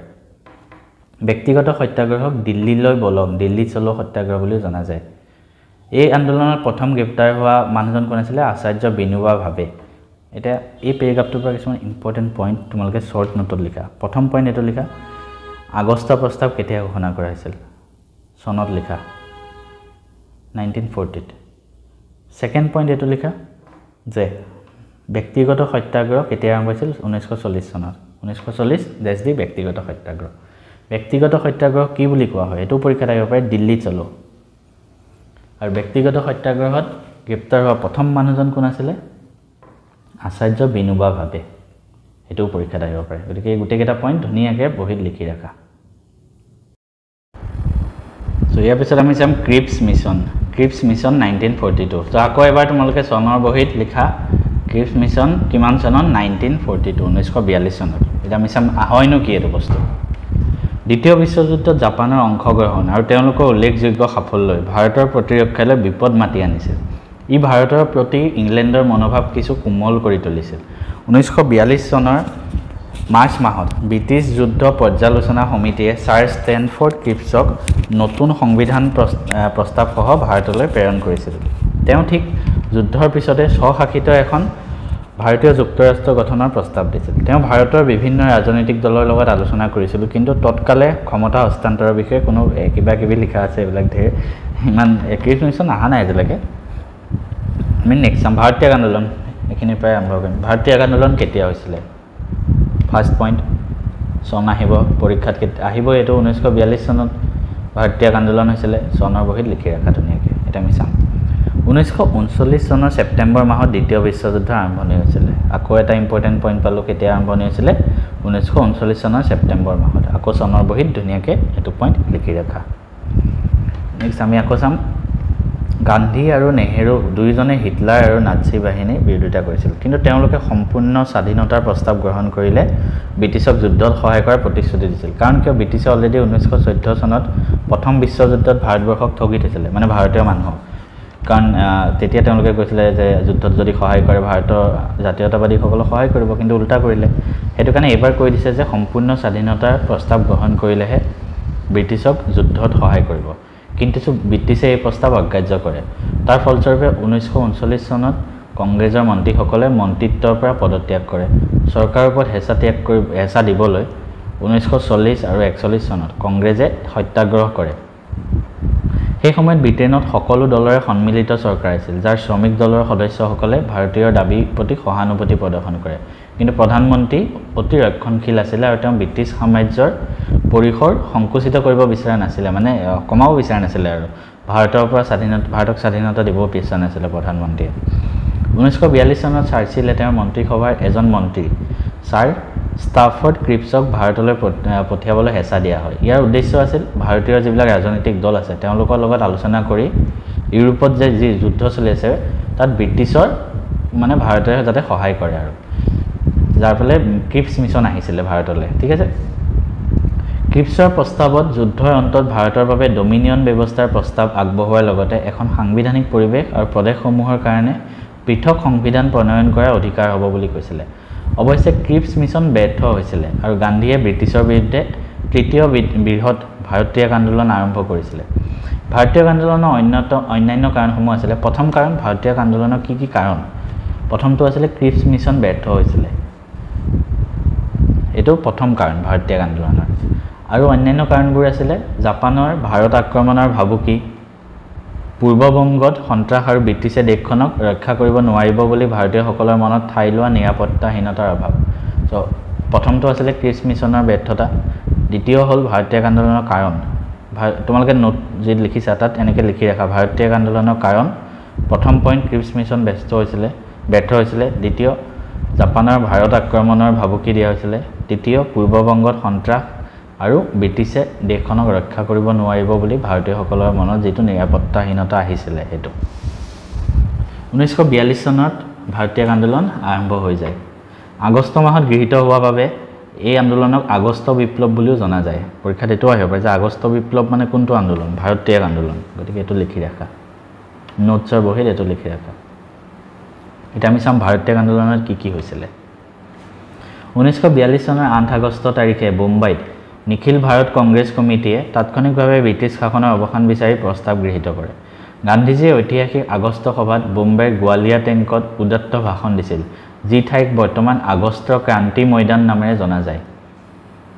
গান্ধীৰ কৰিম কিংবা মৰিম ডু অৰ ডাই এই ধ্বনিত উদ্বুদ্ধ হৈ দেশে এই আন্দোলনত জপিয়া পৰিছিল সো এই পইণ্টটো লিখি ৰাখা পৰীক্ষাত আহিব পাৰে গান্ধীজীয়ে ঐতিহাসিক আগষ্ট সভাত বোম্বাইৰ কোনটো ঠাইত গোৱালিয়া টেংকত এটা ভাষণ দিছিল ডু অৰ ডাই বুলি যিটো ঠাইক আগষ্টৰ ক্ৰান্তি ময়দান বুলি জনা যায় নোটছৰ বহিত এটো লিখি ৰাখাচোন আৰু এটো আহে কৰিম কিংবা মৰিম ডু অৰ ডাই কোনে দিছিলে গান্ধীয়ে এটো লিখি ৰাখা দুইটা পইণ্টে এমসিকিউৰ কাৰণে ইম্পৰ্টেন্ট হয় এইবাৰ ব্ৰিটিছ চৰকাৰে তাৎপৰ্যপূৰ্ণভাৱে কংগ্ৰেছক নিষিদ্ধ কৰাৰ লগতে গান্ধী আৰু বহুতো নেতাক গ্ৰেপ্তাৰ কৰে বহুতেই দ্বিতীয় বিশ্বযুদ্ধ শেষ নোহোৱালৈকে 3 বছৰ জেলতে কটায় কিন্তু জনসাধাৰণক সম্পূৰ্ণ বাধা দি ৰাখিবলৈ চৰকাৰ সক্ষম নাছিলে সমগ্ৰ দেশতে হৰতালৰ লগতে বিদেশী সামগ্ৰী দোকান ঘৰ ভাঙি চুৰমাৰ কৰা হৈছিল ব্ৰিটিছ চৰকাৰৰ প্ৰতিষ্ঠান হিচাপে গণ্য কৰা ৰেল ষ্টেচন আদালত পুলিচ থানা আদিত জনসাধাৰণে আক্ৰমণ কৰিছিল ৰেল লাইন ধ্বংস কৰাৰ লগতে টেলিফোন লাইনসমূহ কাটি দিয়া হৈছিল কিছুমান ঠাইত স্বাধীন চৰকাৰ প্ৰতিষ্ঠা কৰিছিল নিজে নিজে ইউপি বিহাৰ বংগদেশ মুম্বাই উৰিষ্যা আৰু অন্ধ্ৰপ্ৰদেশত এই আন্দোলন ব্যাপক ৰূপত হৈছিল বালিয়া সাতাৰা দাৰৱাৰ বালাসুৰ তালচেৰ এই কেইখন ঠাইত ব্ৰিটিছ শাসনৰ পৰা মুক্ত বুলি ঘোষণা কৰা হৈছিল আৰু তাত নিজাকৈ চৰকাৰো গঠন কৰা হৈছিল তো ভাৰতীয় আন্দোলনত কি হৈছিল এখিনি পৰীক্ষাত আহে তো তোমালোকে এখিনি লিখি ৰাখিব লাগিব ধুনিয়াকৈ নোটছৰ বহিত লিখি ৰাখা এখিনিৰ পৰা একদম গোটেইখিনি লিখা কি হৈছিল ভাৰতীয় আন্দোলনত পৰীক্ষাত আহে গোটেইখিনি লিখা ধুনিয়াকৈ গোটেই কেইটা লাইন ধুনিয়াকৈ এখিনিলৈকে লিখা এখিনিৰ পৰা যদিও এই আন্দোলন দীৰ্ঘম্যাদী নাছিল ই ভাৰতীয়সকলৰ জাতীয়তাবাদী ভাৱধাৰাৰ গভীৰতা সংগ্ৰাম আৰু ত্যাগৰ সামূহিক প্ৰদৰ্শনৰ এক অনন্য উদাহৰণ আছিল স্বাধীনতা জাতীয়তাবাদী সংগ্ৰামত জনসাধাৰণৰ এই স্বতঃস্ফূৰ্ত অংশগ্ৰহণে এই আন্দোলনক এক নতুন মাত্ৰা প্ৰদান কৰিছিল ছাত্ৰ মহিলা খেতিয়ক শ্ৰমিক সকলোৱে আন্দোলনত আহিছিল বাকি এইবিলাক লিখা আছে ভাৰতীয় আন্দোলন কি হৈছিল তাৰপিছত ভাৰতৰ জাতীয় সেনা বাহিনী 1942 চনৰ ভাৰতীয় আন্দোলনক কঠোৰ হাতেৰে দমন কৰাৰ পিছত 1945 চনত বিশ্বযুদ্ধ যেতিয়ালৈকে সামৰণি পৰা সময়লৈকে দেশৰ ভিতৰত কোনো ৰাজনৈতিক কাৰ্যকলাপ প্ৰায় নথকাৰ দৰে হৈছিল কিন্তু সেই সময়ত জাতীয় আন্দোলনে দেশৰ বাহিৰত নতুন ৰূপত প্ৰকট হৈছিল জাতীয় কংগ্ৰেছৰ দুবাৰো সভাপতি নিৰ্বাচিত হোৱা সুভাষ চন্দ্ৰ বোস ব্ৰিটিছ বিৰোধিতাৰ বাবে 1941 চনত কলিকতাৰ নিজৰ ঘৰতে গৃহবন্দী কৰা হয় সুভাষ চন্দ্ৰ বোসক নিজৰ ঘৰতে গৃহবন্দী কৰি দিয়ে কিন্তু পুলিচ চোৰাংচোৱাৰ বেহু ভাঙি তেওঁ আফগানিস্তান ৰাছিয়া জাৰ্মানী আৰু অৱশেষত ব্ৰহ্মদেশ আৰু মালয়ত উপস্থিত হয় 1943 চনত তেওঁ বিদেশবাসী জাতীয়তাবাদী নেতা ৰাখ বিহাৰী বসুৰ সহযোগত ভাৰতীয় জাতীয় সেনা বাহিনী নাইবা আজাদ হিন্দু ফৌজ গঠন কৰে আজাদ হিন্দু ফৌজ ইণ্ডিয়ান নেশ্যনেল আৰ্মি আমাৰ যোনটো ইণ্ডিয়ান নেশ্যনেল আৰ্মি কোনে ভাৰতীয় সুভাষ চন্দ্ৰ বোসে পুনৰ গঠন কৰিছিল যেতিয়া এটো পইণ্ট লিখি ৰাখা হা কাৰ সহযোগত হেতু আহে ভাৰতৰ জাতীয় সেনা বাহিনীৰ ধাৰণাটো প্ৰথমে পোষণ কৰিছিল মালয়ত ব্ৰিটিছ সৈন্য বাহিনী চাকৰি কৰি পিছত জাপানী সৈন্যৰ ওচৰত আত্মসমৰ্পণ কৰিব লগা হোৱা ভাৰতীয় বিষয়া কেপ্টেইন মোহন সিঙে কোনে প্ৰথমে পোষণ কৰিছিল মোহন সিঙে এটো আহে ভাৰতীয় জাতীয় সেনা বাহিনীৰ ধাৰণাটো প্ৰথমে পোষণ কৰিছিল কেপ্টেইন মোহন সিঙে এটো লিখি ৰাখা পইণ্ট 1942 চনৰ মাৰ্চ মাহত বিদেশবাসী ভাৰতীয়সকলক লৈ টকিঅত বহা এখন সভাত ভাৰতীয় স্বতন্ত্ৰ লীগ ইণ্ডিয়ান ইণ্ডিপেণ্ডেন্স লীগ গঠন কৰা হয় কিমান চনত 1942 পৰীক্ষাত আহিব কিমান চনত 1942 চনত কি গঠন কৰা হৈছিল ভাৰতীয় স্বতন্ত্ৰ লীগ ইণ্ডিপেণ্ডেন্স লীগ ইয়াৰ পিছত 1942 চনত বেংককত বহা সন্মিলনত উক্ত লীগৰ সভাপতি হিচাপে ৰাখ বিহাৰী বসুক নিৰ্বাচিত কৰা হয় আৰু তাতে ভাৰতীয় সেনা বাহিনী আজাদ হিন্দু ফৌজ গঠন কৰা হয় বেংকক অধিৱেশনে সুভাষ চন্দ্ৰ বসুকো জাপানলৈ নিমন্ত্ৰণ জনায় তেওঁ জাপানত সুভাষ চন্দ্ৰ বসু উপস্থিত হোৱাৰ পিছতে ৰাসবিহাৰী বসুৱে ভাৰতীয় স্বতন্ত্ৰ লীগৰ সভাপতি আসনখন ত্যাগ কৰে আৰু সুভাষ চন্দ্ৰ বসুক আদৰণি জনায় লগতে INA মানে আজাদ হিন্দ ফৌজ যোনটো আছিলে সৰ্বোচ্চ মুৰব্বী হিচাপে তেওঁৰ নাম ঘোষণা কৰে 1943 চনৰ 21 অক্টোবৰ তাৰিখে ছিংগাপুৰত স্বাধীন ভাৰতৰ অস্থায়ী চৰকাৰ গঠন কৰি ব্ৰিটিছ মুক্ত ভাৰতৰ সংকল্প গ্ৰহণ কৰে ভাৰতীয় জাতীয় সেনা বাহিনীটো পুনৰ গঠন কৰা হয় আৰু যুদ্ধবন্দীৰ লগতে সাধাৰণ মানুহকো সৈন্য বাহিনীত ভৰ্তি কৰায় ইয়াৰ লগতে যুদ্ধ পুঁজি গঠন কৰা হয় আৰু ঝান্সী ৰাণী ৰেজিমেণ্ট নামেৰে মহিলাসকলৰ এটা বাহিনী গঠন কৰা হয় এটো লিখি ৰাখা ইম্পৰ্টেণ্ট মহিলাসকলৰ বাহিনীটোৰ নাম কি আছিল ঝান্সী ৰাণী ৰেজিমেণ্ট ভাৰতীয় জাতীয় সেনা বাহিনীৰ মূল শ্লোগান কি আছিল জয় হিন্দ এটো ইম্পৰ্টেণ্ট ভাৰতীয় জাতীয় সেনা বাহিনীৰ মূল শ্লোগান কি আছিল জয় হিন্দ ব্ৰিটিছ আৰু সহযোগীসকলৰ সৈন্যৰ বিপক্ষে ভাৰতীয় জাতীয় সেনা বাহিনী জাপানৰ লগত লগ লাগি ব্ৰহ্মদেশ ইম্ফল আৰু কোহিমাত যুদ্ধ কৰিছিল বসুৰ বিখ্যাত মুক তেজ দিয়া আৰু মই তোমালোকক স্বাধীনতা দিম উক্তিয়ে তেওঁৰ সৈন্যসকলক বৰকৈ অনুপ্ৰাণিত কৰিছিল এটো সুভাষ চন্দ্ৰ বসুৰ বিখ্যাত ডায়লগ হয় give me blood I will give you freedom মুক তেজ দিয়া আৰু মই তোমালোকক স্বাধীনতা দিম সুভাষ চন্দ্ৰ বসুৱে কৈছিল মনত ৰাখিবা কিন্তু যুদ্ধত বিশ্বযুদ্ধ জাপানৰ পৰাজয় আৰু আত্মসমৰ্পণে জাতীয় সেনা বাহিনীকো আত্মসমৰ্পণ কৰিবলৈ বাধ্য কৰে সুভাষ চন্দ্ৰ বসুৱে 1945 চনৰ আগষ্ট মাহত এটা বিমান দুৰ্ঘটনাত প্ৰাণ হেৰুৱায় বুলি কোৱা হয় পেশীবাদী শক্তিৰ সহায়ত স্বাধীনতা অৰ্জনৰ চেষ্টা কৰা বুলি তেওঁক ভাৰতীয় জাতীয়তাবাদী নেতাসকলৰ একাংশই সমালোচনা কৰিছিল একে সময়তে তেওঁক ভাৰতীয় জাতীয় সেনা বাহিনীৰ প্ৰতিষ্ঠাৰ জৰিয়তে ভাৰতীয় জনতা আৰু ভাৰতীয় সৈন্যৰ সন্মুখত এক স্বদেশ প্ৰেমৰ অনুপ্ৰেৰণা উৎস হিচাপে বন্দনা কৰে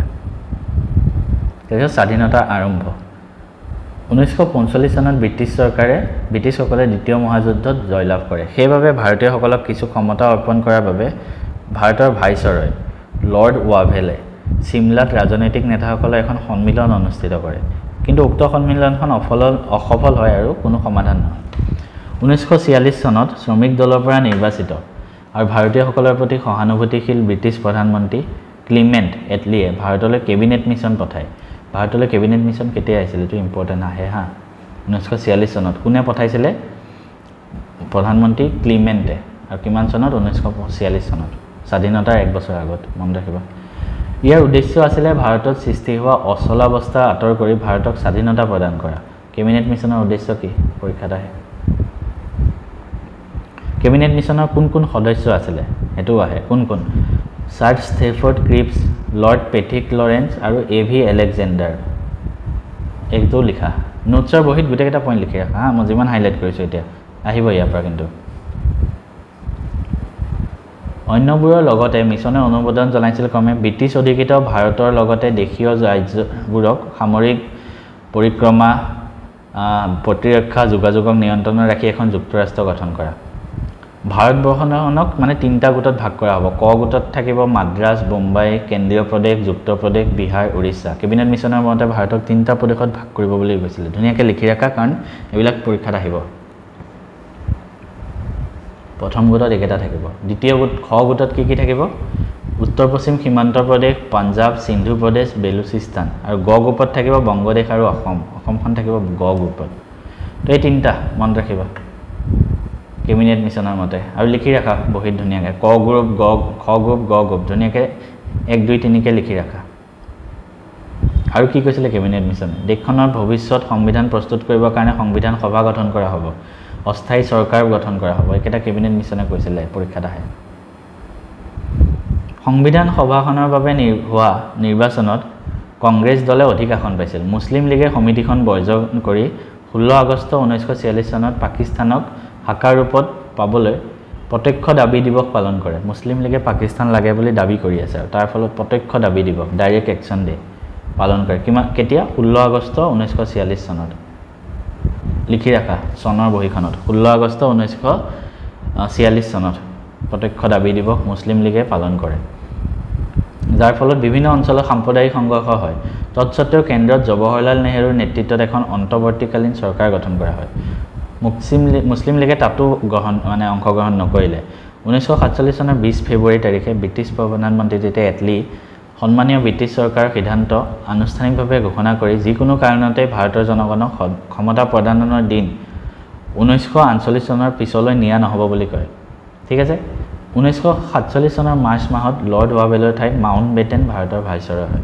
1947 চনৰ মাৰ্চ মাহত আগষ্টত ভাৰত স্বাধীন হৈছিল এতিয়াও টাইম আছে ইয়াৰ পিছত কি হৈছে আমি পঢ়িম 1947 চনৰ 3 জুনৰ ঘোষণাপত্ৰ 1947 চন 3 জুন দেশখন বিভাজন কৰাৰ বাহিৰে সমস্যা সমাধানৰ অন্য উপায় নাই বুলি মাউণ্ট বেটেনে ঘোষণা কৰে আৰু কংগ্ৰেছ নেতাসকলক পতিয়ান নিবলৈ সক্ষম হয় তেওঁ ঘটনাৰ প্ৰধান বৈশিষ্ট্যসমূহ আছিল ভাৰতবৰ্ষক চোৱা 1947 চনৰ 3 জুনত কি ঘোষণা কৰিছিল লিখি ৰাখা ধুনীয়াকৈ আহিব পাৰে ভাৰতবৰ্ষক বিভাজন কৰা হ'ব উত্তৰ পশ্চিম সীমান্ত প্ৰদেশত গণবন্ধ সাপেক্ষে বাসিন্দাসকলে ভাৰত অথবা পাকিস্তানত যোগদান কৰিব পাৰিব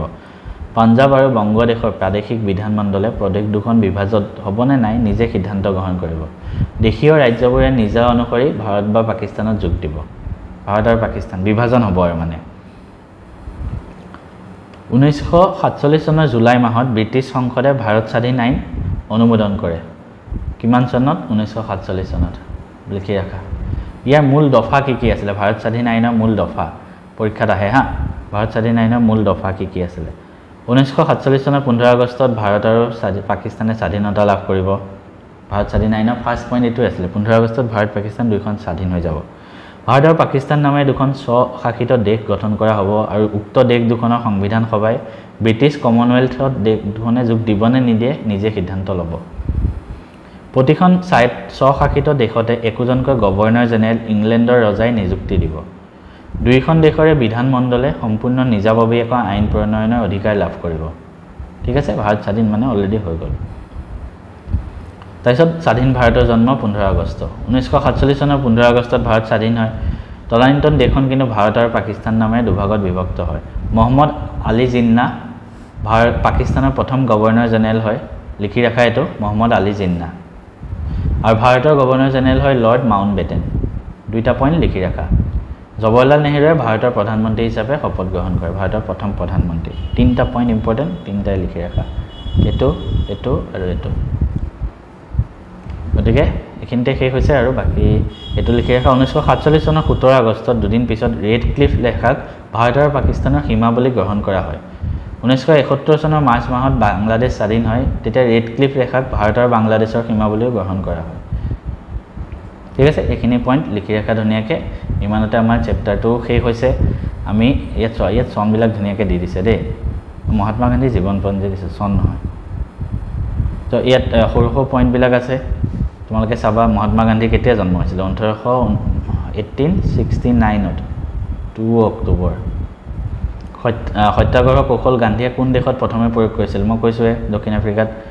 ৰবীন্দ্ৰনাথ ঠাকুৰে কিয় নাইট উপাধি ত্যাগ কৰিছিল মনত আছেনে মনত পেলোৱা পাঠটোত কৈছিলোঁ খিলাফত আন্দোলন কাৰ নেতৃত্বত হৈছিল কৈছিলোঁ চৰি চৰাৰ ঘটনা কিমান চনত অলৰেডি কৈছোঁ কেনে পৰিস্থিতিত লালা ৰাজপথ ৰায়ৰ মৃত্যু হৈছিলে এইটো তোমালোকক কৈছোঁ কোনখন অধিৱেশনত ভাৰতীয়সকলৰ মূল দাবী পূৰ্ণ স্বৰাজ এইটো কৈছোঁ সীমান্ত গান্ধী কাক জনা যায় খান আব্দুল গফৰ খান ন খবৰমতী আশ্ৰম আৰু দাণ্ডিৰ মাজৰ দূৰত্ব কিমান পঢ়াই যাওঁতে কৈ গৈছোঁ লণ্ডনত অনুষ্ঠিত হোৱা দ্বিতীয় ঘূৰণীয়া মেজমেলত কোনে কংগ্ৰেছক প্ৰতিনিধিত্ব কৰিছিলে কোনে মহাত্মা গান্ধীয়ে 1932 চনত সাম্প্ৰদায়িক বাতৰা ঘোষণা কৰা ব্ৰিটিছৰ প্ৰধানমন্ত্ৰীজনৰ নাম কি পাঠটো পঢ়াওঁতে কৈ গৈছোঁ ডু অৰ ডাই গান্ধীজীয়ে কোনটো আন্দোলনৰ সময়ত শ্লোগান দিছিলে এইটো ভাৰতীয় আন্দোলন আজাদ হিন্দ ফৌজৰ প্ৰতিষ্ঠাতা কোন এইটো সুভাষ চন্দ্ৰ বোস মোক তেজ দিয়া কোনে দিছিলে সুভাষ চন্দ্ৰ বোসে এইটো কৈছিলে ভাৰত আৰু পাকিস্তানৰ মাজৰ সীমাৰেখা কি বুলি জনা যায় অলপ আগত কৈ আহিলোঁ ৰেড ক্লিফ ৰেখা দীঘল